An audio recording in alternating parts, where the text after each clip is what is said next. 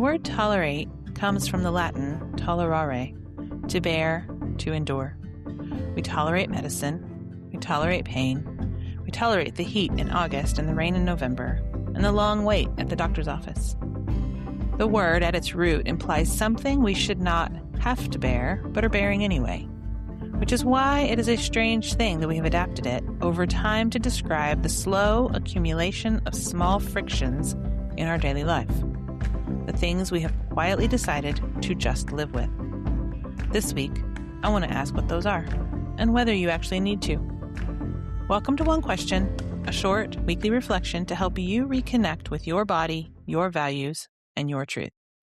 This week's question is, what am I tolerating? There was a kitchen cabinet in my house for nearly 2 years with a broken hinge. It still opened, and it still closed, but not really.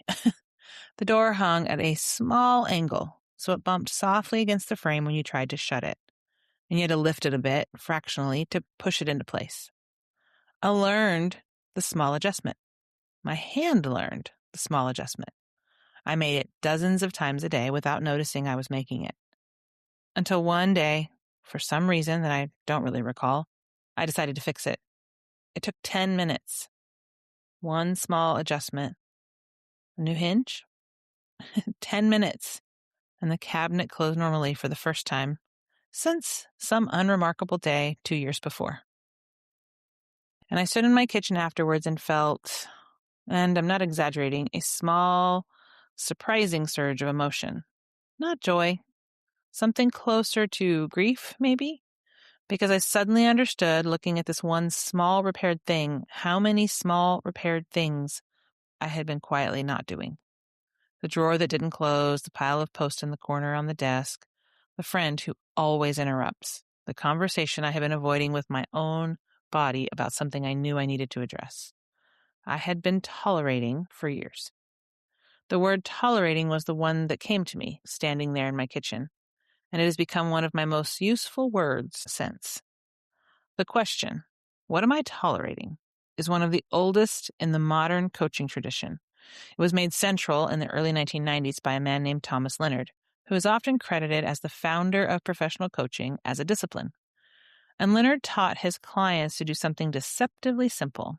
He had them list, not 5, not 10, but 50 to 100 of the small, medium, and large things that they were tolerating in their lives.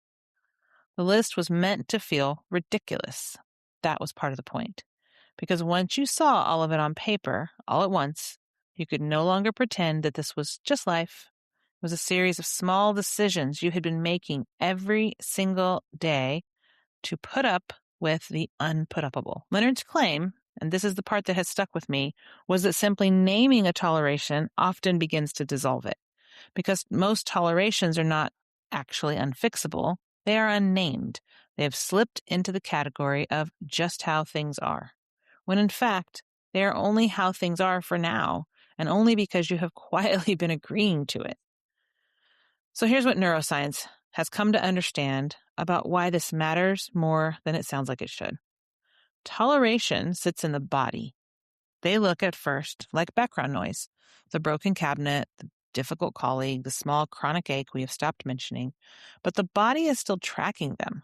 There is a process scientists call habituation, the brain's tendency to stop consciously registering stimuli that do not change. We habituate to discomfort the same way we habituate to the sound of the refrigerator. The noticing phase, the signal in the body does not. Bruce McEwen, a neuroscientist at Rockefeller University, gave this phenomenon a name. He called it allostatic load, the cumulative wear and tear on the body's systems from low-grade chronic stress. Each toleration by itself is tiny. The drawer, the friend, the hinge, the half-finished project. But they accumulate.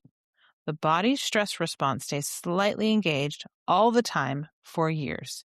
And researchers have linked elevated allostatic load to almost every chronic disease, cardiovascular, metabolic, immune, neurological.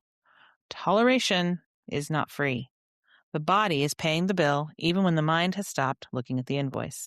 There is also a social story to tell here, and I think it's worth naming. We are trained almost from infancy to tolerate, especially, and this is documented across cross-cultural sociological research, those of us socialized as women or as anyone subordinate within a system. The phrases are familiar. Don't make a fuss, pick your battles, be grateful for what you have, it could be worse. These phrases are not always wrong. There are moments when don't make a fuss is wisdom, but they have become, for many of us, the default. They have widened our window of tolerance to include things we should not actually be tolerating. They have quietly made the small repairs of life feel like indulgence, when in fact they are maintenance, the basic care a human life needs to keep functioning.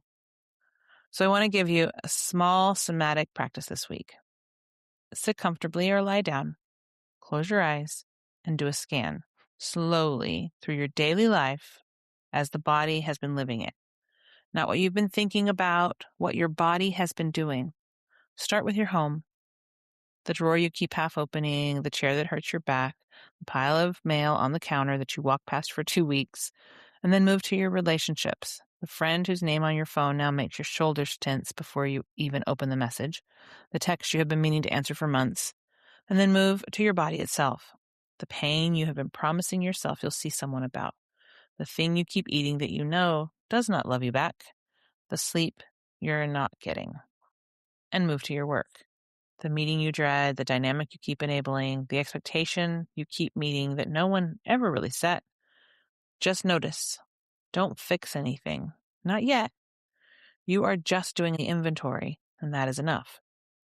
So this week's invitation is small and concrete. Make a list, even a short one, things you have been tolerating that you have stopped noticing you are tolerating. Don't worry about which ones to address. Don't worry about whether you can fix them all. And don't worry about which ones are too big or too tender or too long-standing. Just see what's there. Name it and write it down. You may be surprised, as I was standing in my kitchen, by how much grief lives inside the seeing, and by how much energy is released simply by stopping the small daily work of pretending it isn't there.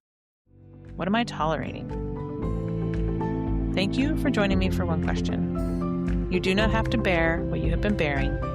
You may have been told you do by the world, by your training, by church, by the small voice in your own head that has gotten very, very good at saying, it's fine, it's fine, it's fine. It does not have to be fine. It has to be honest. What are you tolerating? Until next week, be kind to yourself, trust your gut, and always ask better questions.